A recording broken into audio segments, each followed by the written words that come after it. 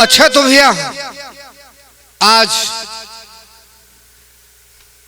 Lovely studio music की ओर से ये रिकॉर्डिंग रखल गई हमारे छोटे भाई अर्पित सिंह की देख रेख में रिकॉर्डिंग पर बैठे हमारे छोटे भाई दीपक यादव ढोलक पर बैठे, ये हमारे अनिल भैया हारमोनियम पर बैठे, हमारे सुरेश भाई कोरस पे, राज बहादुर, मुन्ना लाल यादव, नीलेश यादव, बाबा सब भाई लोगन के एक ही स्वर में हम प्रणाम करते हैं और ले चलते हैं बिरहा की ओर। तैसा स्वर दे के वाला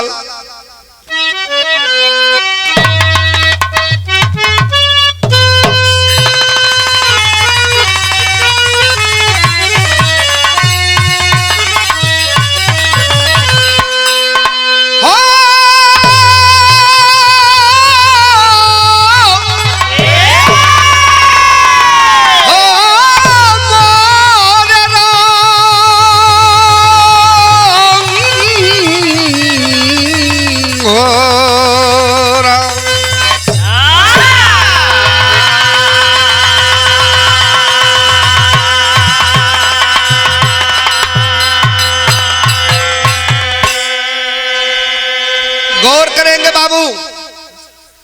आप लोगों के बीच में हम गायक निजामुद्दीन व साथी एक महाभारत से बिरहा छोड़त ही जा, जोने बिरहा के शीर्षक बात दुर्योधन का मृत्यु। हमके आशा ना पूर्ण विश्वास हो कि आप लोगों के प्यार दुलार आशीर्वाद है छोट भाई के मिली। अरे वाह! बिरहा में कवि जी 4 रन भूमिका से संकेत के लिए कैसे लाल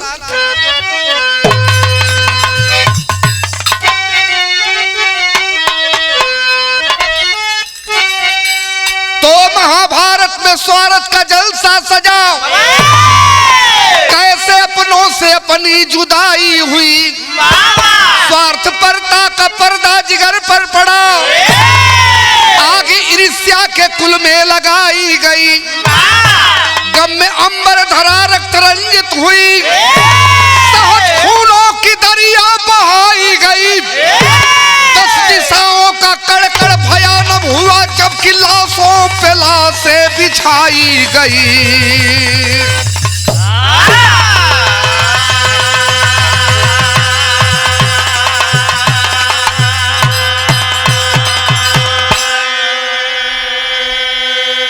बिरहा सुने वाले भैया लोग, जौनी समय कौरव दल पांडव दल दोनों दल सेना सजा करके कुरुक्षेत्र मैदान में चले हैं बाबू। बिरहा में कवि जी एक लाइन कव्वाली से संकेत कैलन कैसे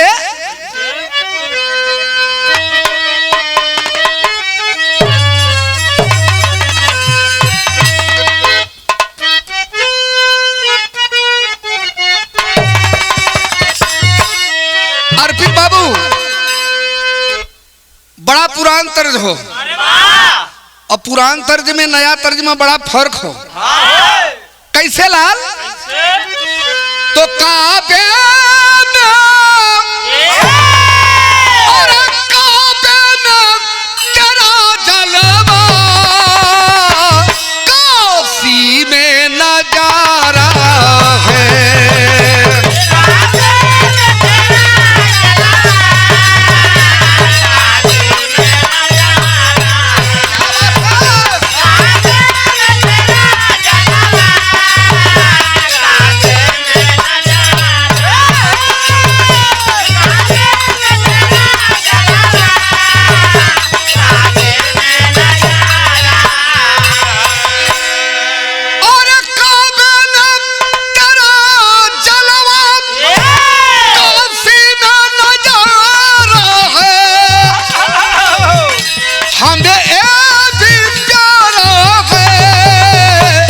हमें वो भी तो प्यारा है।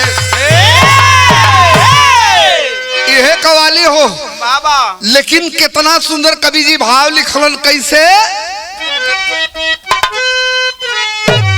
तो वीरों की और वीरों की सजी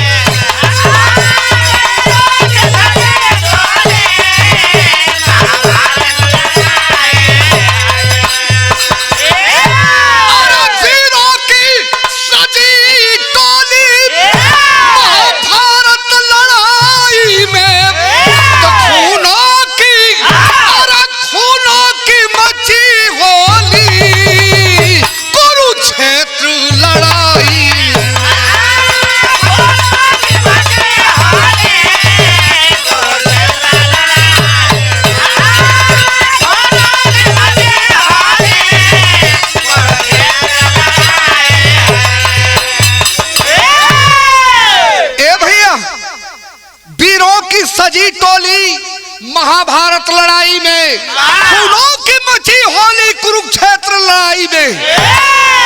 वीरन के सर कट कट गिरत हो। बाहरे लड़ाई 18 दिन तक महाभारत की लड़ाई चली बाबू। भयल का यही से विरह के शुरुआत भइल।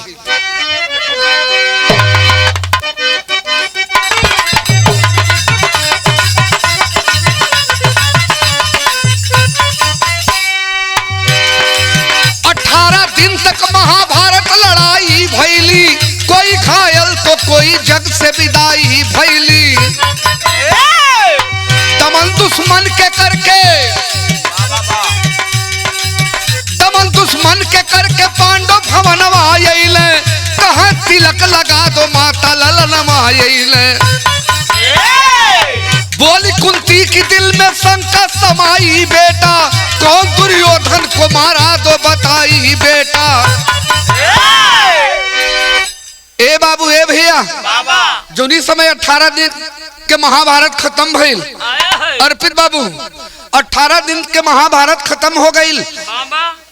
कौरवों का सेना जो था बाबू सब लोग मारे गए, विजय प्राप्त किए।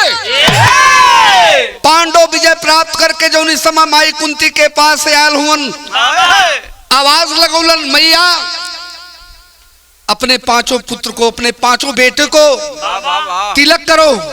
माई कुंती हंसत के घूम पड़ल पीछवा। ये बाबू अर्पित भैया पीछवा माई कुंती घूम के कहल, सबसे प्यारा और सबसे दुलारा हमार ऊ पुत्र कौन हो जौन दुर्योधन के मरले हो।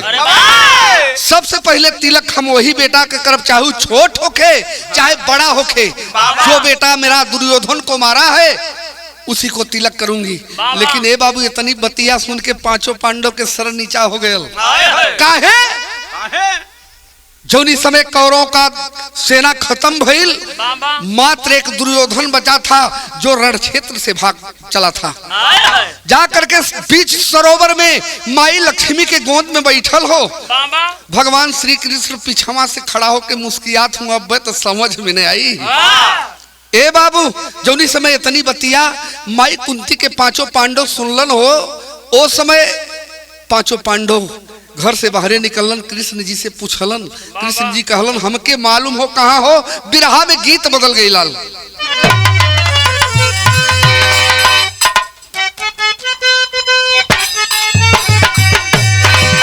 वह गीत हो कौनो लड़का सुदामा बाबू, कौनो लड़का तोहरी नियर, कौनो लड़की से कहल 16 दिन वही के पीछे टहरत रहे।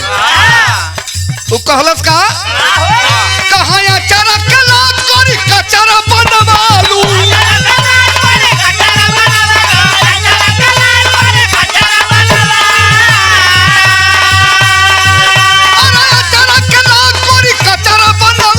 ओढ़नी नीलाम भय बजरिया में, अरे ओढ़नी नीलाम भय बजरिया में। गोरी थसल बाड़ू, गोरी थसल बाड़ू, गोरी थसल बाड़ू सब की नजरिया में। गोरी थसल बाड़ू।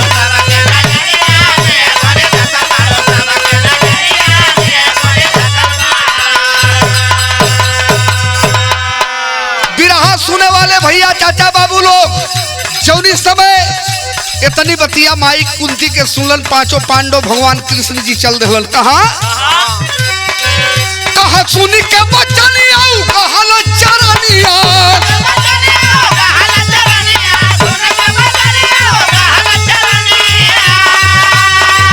अरे सुनी के बचनिया कहल चरनिया। माता के सबलवा धर्म कहल, अरे माता के सबलवा धर्म कहल। खोजे पांडव के, खोजे पांडव के, खोजे पांडव के संग में मोहन चलल। खोजे पांडव के संग में।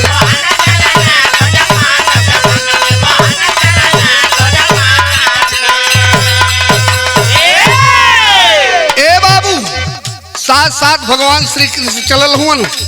गैलन कहाँ? दिलावा में उठेला विभित विचारावा।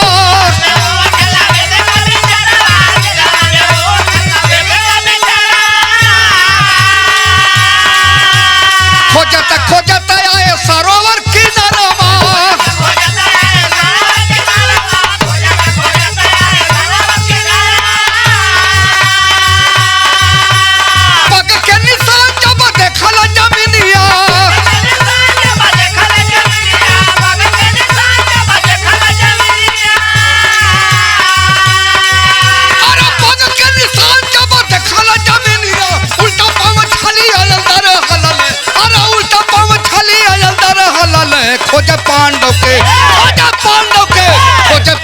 के संग में मोहन चलल खोज पांडव के संग में।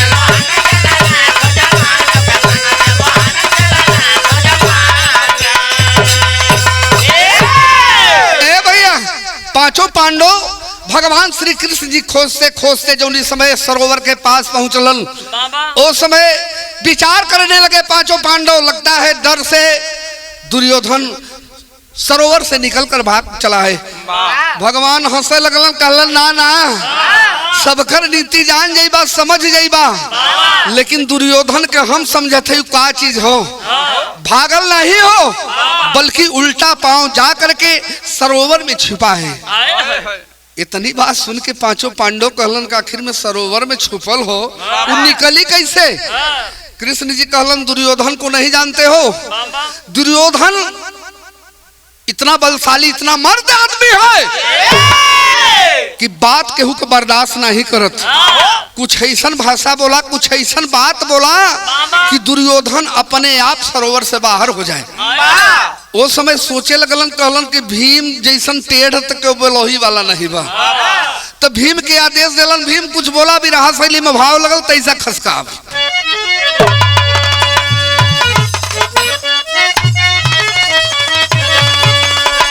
अरे मोरे राम कहाँ लुटाई तब धर्म के थतिया। अरे लुटाई तब धर्म के हो लुटाई तब धर्म के थतिया।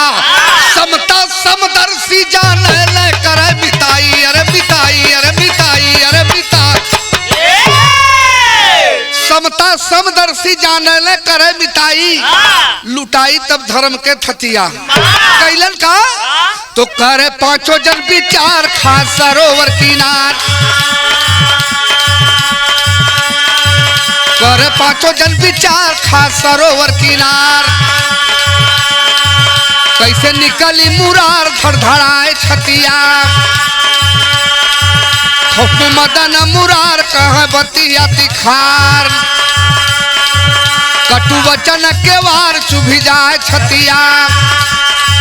गर्जे भीम ललकार कहाँ छुपा है गतार। गर्जे भीम ललकार कहाँ छुपा है गतार। और रण के मझार तब जुड़ाए छतिया।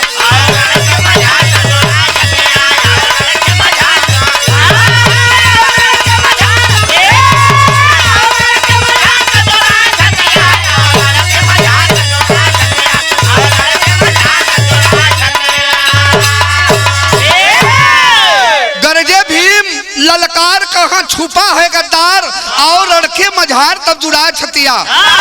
दुर्योधन इतना कायर मैं तुझे कभी नहीं समझा था। छल करके जा करके सरोवर में बैठा है। अगर मर्द बनता है तो आ सामने लड़ाई कर। जौनी समय इतनी बतिया दुर्योधन भीम के सुनलस हो उस समय माई लक्ष्मी रोकत थी कि बेटा मत जो लेकिन माँ लक्ष्मी को लात मार करके दुर्योधन सरोवर से निकला है। जौनी समय सरोवर से निकल देखलस पांचों पांडव साथ में कृष्ण जी हुन। क्रोध में लाल हो लेकिन सोचत हो कि यहाँ कोनो छल न करब तो बात गड़बड़ा जाये। कहलस हे भैया आप लोग 5 जने भगवान कृष्ण जी के लेके 6 जने हुआ और हम अकेल। धर्मराज भैया कहलन लड़ाई होगी तो लड़ाई धर्म की होगी। कौन धर्म के लड़ाई करबा। उस समय कृष्ण जी हंसे लगलन कहलन कोनो काम करे खोजी वहाँ। कहलन का बिरहा में एक लाइन गीत लगल।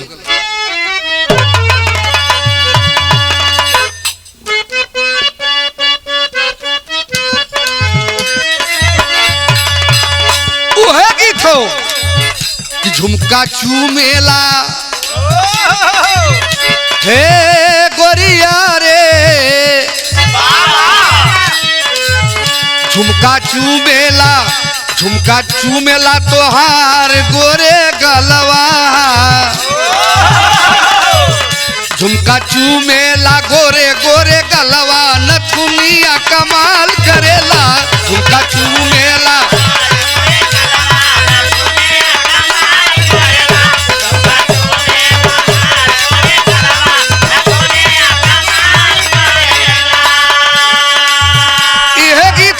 लेकिन दुर्योधन पूछत हो पांचों पांडवों से। का बोला दुर्योधन, बाबा बाबा बोला दुर्योधन बात समझाई। बोला दुर्योधन बात समझाई, लड़ाई कैसे आपसे होई। बोला दुर्योधन,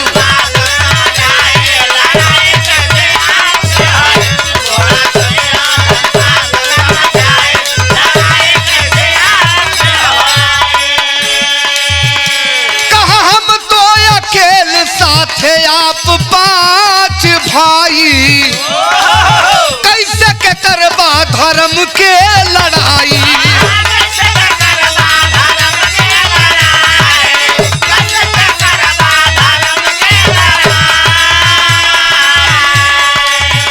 सुन के बतिया मोहन मुस्काई। सुन के बतिया मोहन मुस्काई, लड़ाई कैसे आपसे होई। सुन के बतिया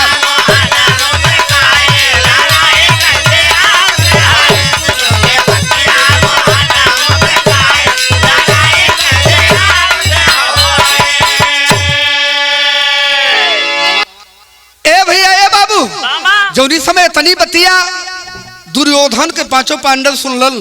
धर्मराज कहलन भगवान कृष्ण जी की ओरी से देख के कहलन भगवान अब भगवान कहलन रुका कोनो नीति लगावे को हुई, कोनो व्यवस्था करे के हुई।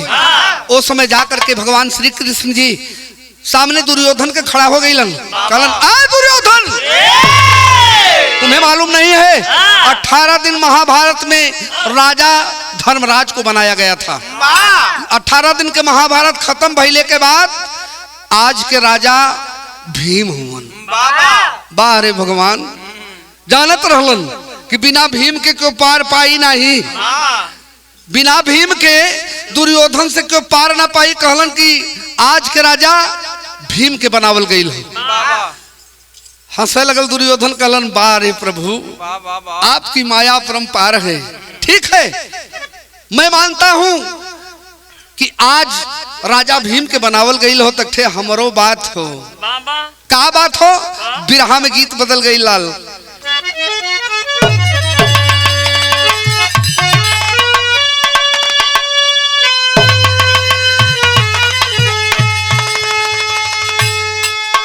उहे गीत हो कहाँ पिया परदेसिया न भावे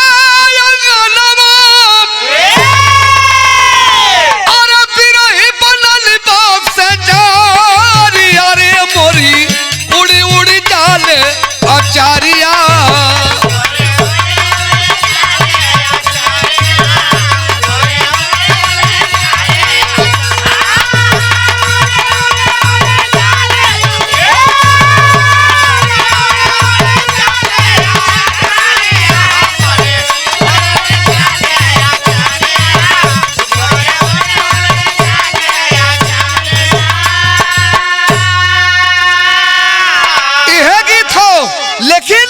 भगवान कृष्ण जी कहलन का कहल मुरारी जिबतियत खारी हर करजन भैया गुनानवा भीम राजा भैल युद्ध दरम्यानवा।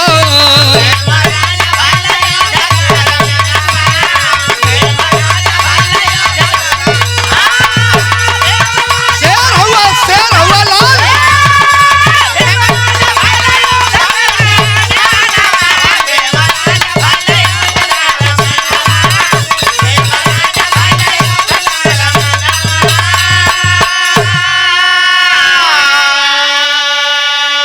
बतिया जौनी समय कृष्ण जी के सुनलन, ओ समय भीम क्रोध में लाल होके एक बात कहलस।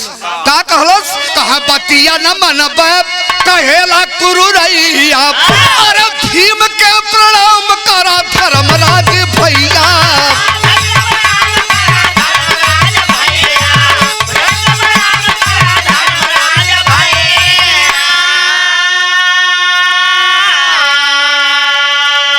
दुर्योधन कहलस कृष्ण जी सुन लो मेरी बात, मैं मान रहा हूं कि आज के राजा जो है भीम को बना दिया गया है।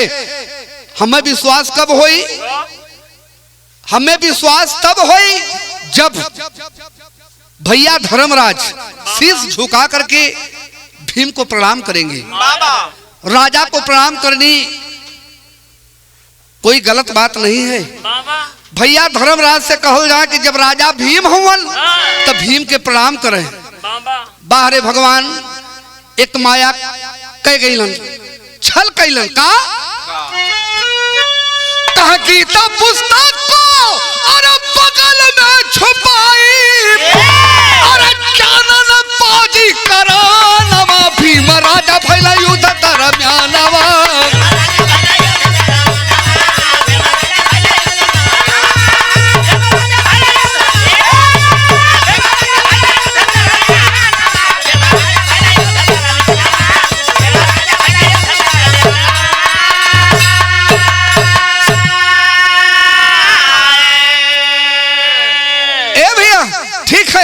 अगर राजा भीम है, धर्मराज भैया को बोलो कि भीम भाई को प्रणाम करे, शीश झुका के प्रणाम करे। भगवान कृष्ण जी ले गईलन, फट दे छुपा के गीता पुस्तक को भीम के बगलवा में छुपा देलन। गीता पुस्तक के भीम के बगले में छुपा देलन। धर्मराज से कहलन का देखत हुआ, प्रणाम करा।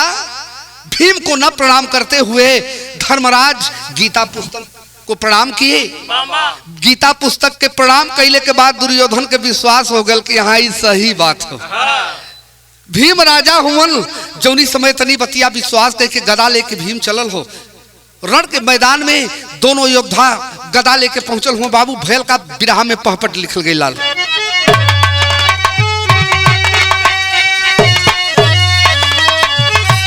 अरे मिला हाथ से हाथ करत ललकारवा कुंती कै ललनाम। अरे मिला हाथ से हाथ करत ललकारवा कुंती कै ललनाम।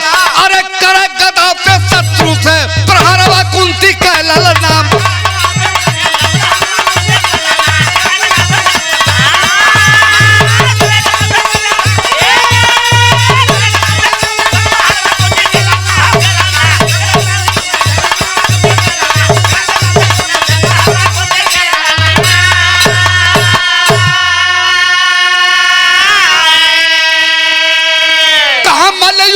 परेशान, अरे मल्ल युद्ध से परेशान न गला भीम के दलिया हो। याद प्रतिज्ञा करा भीम तब कहल मोहन छलिया हो। दोनों गदा लेके दोनों बहादुर कट गए रण के अंदर। गदा पे गदा चलत हो जैसे चिनगारी निकलत हो। अनिल बाबू सुदामा भैया चिनगारी निकलत हो लेकिन केहू को जोर काम ना करत हो। दू गदा भीम मारे तो तबले खासा के दे दू गदा दुर्योधन। कृष्ण जी देखलन कोनो कर सहूर काम ना करत हो, कोनो चाल काम ना करत हो। तब कृष्ण जी दूरों में से कहत मैं आहूं कि यही जांग पर आ भीम, यही जांग पर द्रौपदी के नंगा कह के वादा कैले दुर्योधन की यही जांग पे बैठाई। जौनी समय इतनी बतिया सुनलन हो ओ समय भीम कैलन का कहा मार गदा से, अरे मार गदा से तोड़ जांग जुझरवा कुंती कै ललना। अरे डुबा दिए कौरव कुल के डोंगरवा कुंती कै ललना।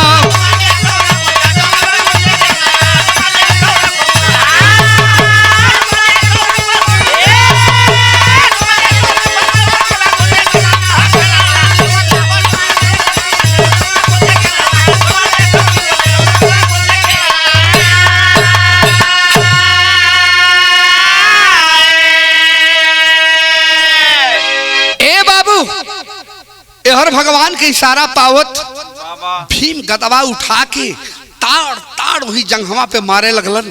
करहिया से लेके जंगहवा पे तनी गदा मरलन। ए बाबू गिर गया समर में। दुर्योधन गिरल हो। दुर्योधन को वरदान था, पूरी देहिया वज्र रहल। ढेर बताई तो बड़ा समय लगी। पूरी देह वज्र रहल, मात्र जांग से लेके कमर तक इतना वज्रना हो पौले रहल। ए बाबू वो जंघिया जब चांग पे खींच खींच गदा मारे लगलन, गिर गया समर में दुर्योधन। ओ समय भयल का बाबू आल्हा में लिखल गल, पर्दा लेके तैसा बढ़ा लाल। कहा जैसे हो लड़ाइया भैली अरे त्रेता युगवा में बाबू।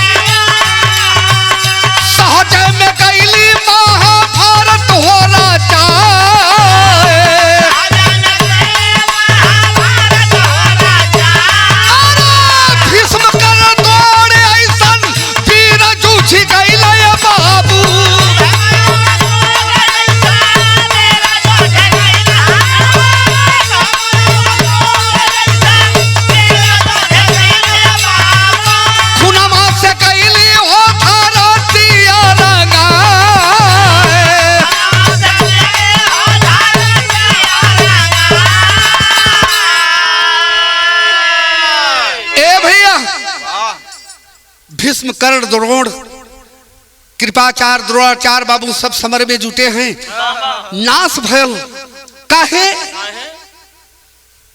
मेहरारू खातिर, मेहरारू खातिर रामायण पूरा खत्म हो गयल, लंका तहस नहस हो गयल और नोख भर जमीन खातिर और मेहरारू खातिर पूरी महाभारत खत्म हो गई। कौरव दल का सेना खत्म हो गयल। आल्हा नंबर 2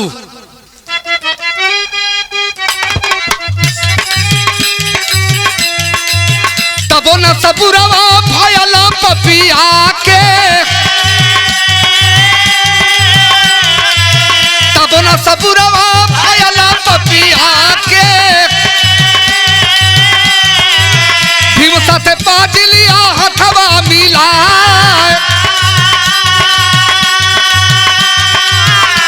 कहा तानी तानी गदा भीम मारे बला करिया, अरे तानी तानी गदा भीम मारे बला करिया, मूर्छ समरिया में गिरा भारा,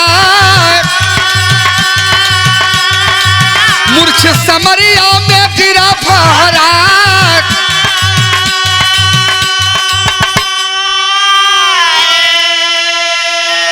कृष्ण जी के बतौले के अनुसार तान तान गदा जौनी समय भीम मारे लगलन, मूर्छित होकर के धाराशाही होकर जमीन पे गिर गए। दुर्योधन गिरा है जमीन पर। ए बाबू पांचों पांडव छोड़ के भगवान कृष्ण जी दुर्योधन को वैसे ही छोड़ के चल देहलन। दुर्योधन को वरदान था कि दुर्योधन ऐसे मर नहीं सकता। मरेगा कैसे? जौनी समय दुर्योधन के सुख दुख, सुख और दुख दोनों साथ में होगा तभी दुर्योधन के मृत्यु हुई। आल्हा बदल गल। एक लोग कहला सदर,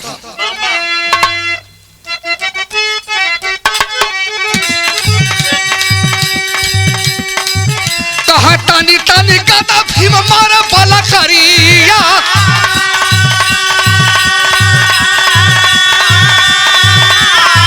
कहा मूर्छ समरिया में गिरा फहारा,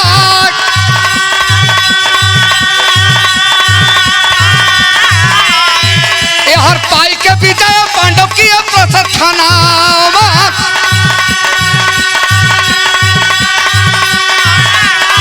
कहा खुशी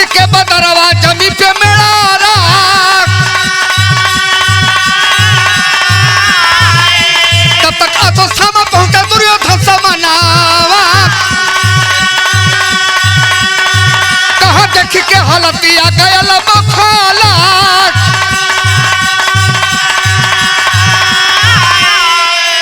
अरे कहा पांडव के सर, अरे पांडव के सर अपने हाथ से उतरबे। अरे कई के प्रतिज्ञा चला है बौखलाए, बोला कई के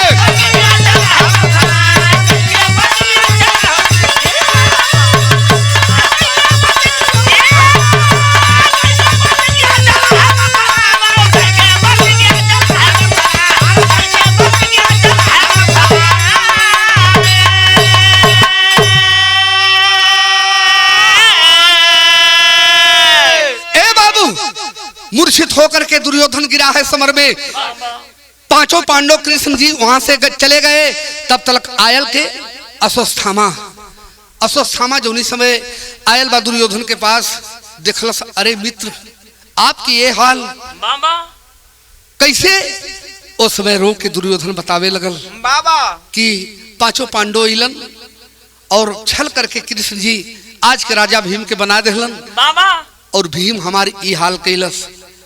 प्रतिज्ञा किया आए दुर्योधन सुन ले, जैसे आज पांचों पांडव तुहार ई हाल कैलन, हम तो से वादा करत ही कि आज पांचों पांडव के सर अपने हाथे से काट के तोहरे कदम में न डाल दे तो तोहके मुंह दिखावे ना आई। वादा करके बाबू जौनी समय चलल अश्वत्थामा पहुंचल कहाँ, पांचों पांडव के घर पे सर को काट लिया। सर कटलस बाबू, लेकिन केकर बिरहा के आखिरी भाव में लिखल गई, तैसा पर्दा लेके बढ़ जाला। अरे काट के चला ए भैया, काट के चला ए बाबू, काट के चला तो पांचों हिरवन का सिरवा काट के चला।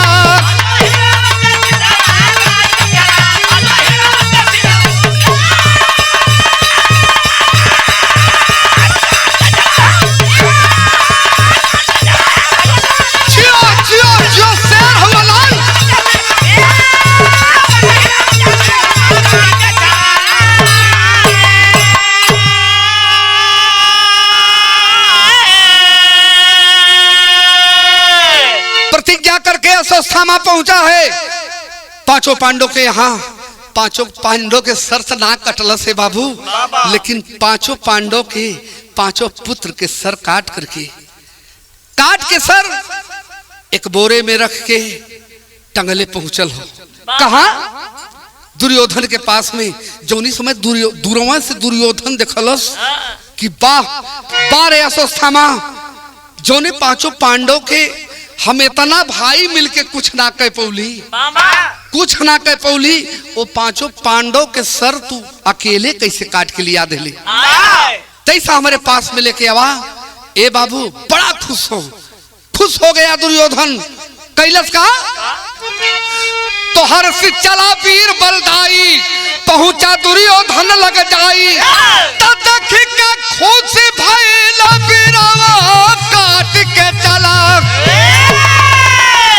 ए बाबू घुसकत दुर्योधन खुशी में जाके जोनी समय पांचों पांडव के सर समझ के वो पांचों बचवन के सर हथवा से पकड़े, ऐसे ही दबावे कच्चे से मुड़िया टूट जाए बाबू।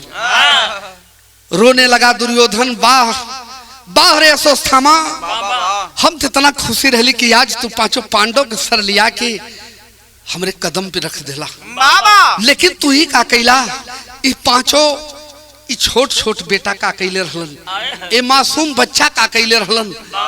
दुख में हो करके बाबू दुर्योधन के अखिया से टप टप आंसू गिरे लगल। ओ समय दुर्योधन भयल का लाल कहनाम है कि सर को कर से दबावत वीर, सोचत उठे ही आवे पीर, तो हमारा कुल का सितारा काट के चला।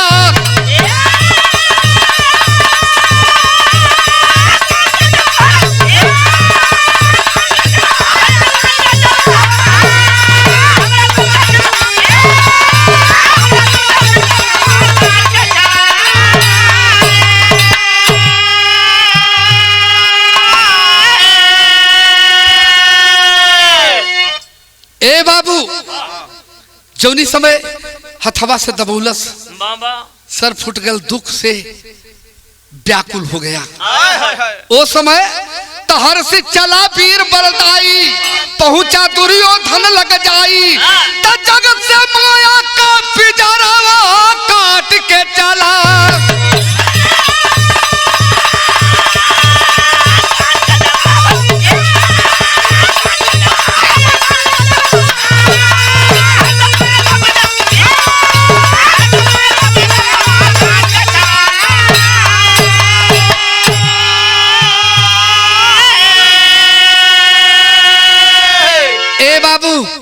हर्ष विषाद साथ में भइले, तब दुर्योधन स्वर्ग में गइले, जग से माया के पिंजरवा काट के चला।